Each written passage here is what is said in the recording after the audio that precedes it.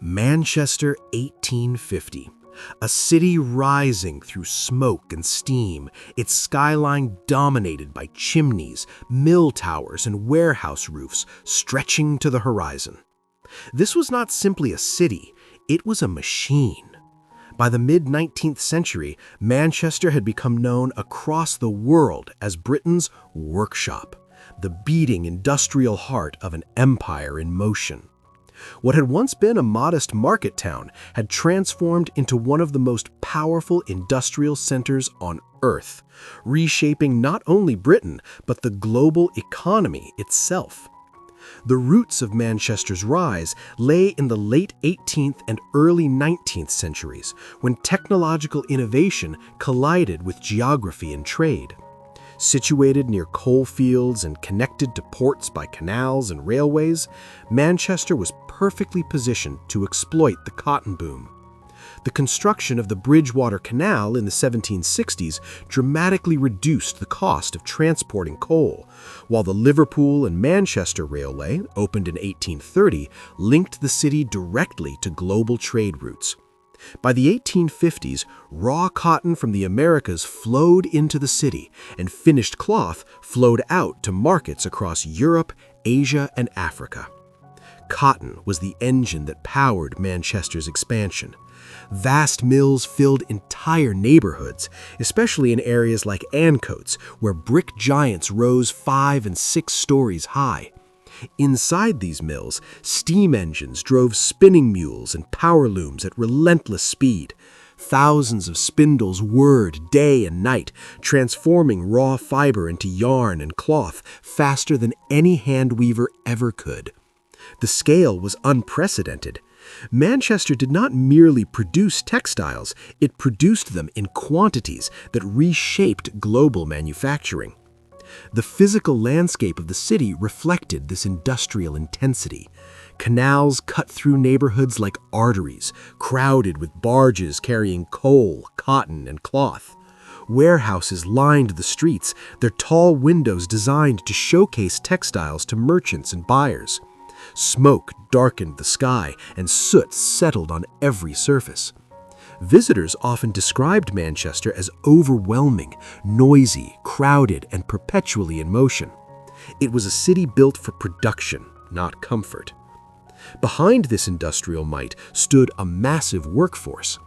By the 1850s, more than half of Manchester's population worked in manufacturing, many of them in textile mills. Men, women, and children labored long hours, often 12 to 14 hours a day, 6 days a week. Factory bells dictated daily life, calling workers to their shifts before dawn and releasing them after sunset. For many families, survival depended on every member earning wages, including children as young as 8 or 9. Living conditions for the working class were harsh. Rapid urban growth had far outpaced planning or infrastructure. Rows of cramped housing were built close to factories, often with poor ventilation and little access to clean water. Overcrowding was common, and disease spread easily through densely packed neighborhoods. Cholera, typhoid, and tuberculosis were frequent threats. While Manchester generated immense wealth, that wealth was unevenly distributed, creating stark contrasts between rich and poor. These contrasts defined everyday life in the city. Wealthy mill owners and merchants lived in larger homes, attended cultural institutions, and conducted business in grand exchange halls. Meanwhile, workers navigated narrow streets and shared living spaces, their lives shaped by exhaustion and routine. Though physically close, social classes lived in separate worlds.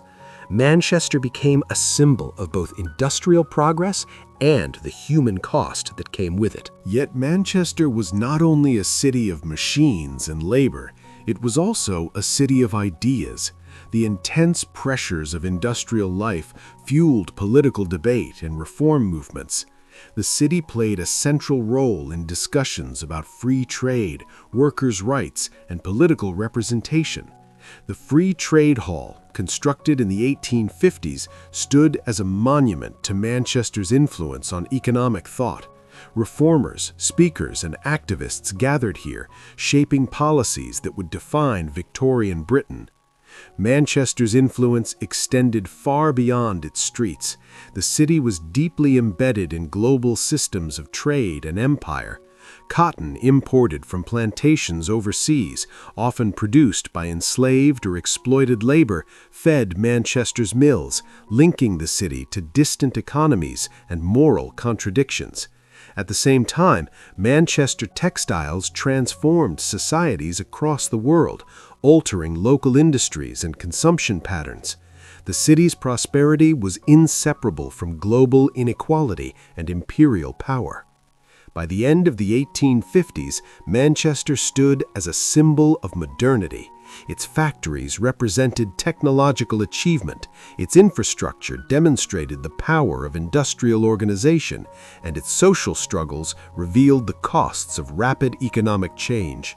Writers, thinkers, and visitors from across Europe came to witness this new industrial world firsthand. Some admired its efficiency and scale, others were alarmed by its human consequences. Today, the legacy of 1850s Manchester remains etched into the city's architecture and identity.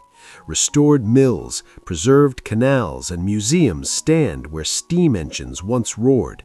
These remnants remind us that Manchester was not just a place where goods were made, it was a place where the modern world was forged. The story of Manchester in the 1850s is the story of industrialization itself. Innovation and exploitation, progress and struggle, all bound together in brick, iron, and steam. In reconstructing Manchester through AI, we are not merely recreating buildings or streets, we are reviving a moment when humanity crossed a threshold, when machines began to shape daily life on an unprecedented scale. Manchester, Britain's workshop, was the blueprint for the industrial cities that followed, and its echoes still shape the world we live in today.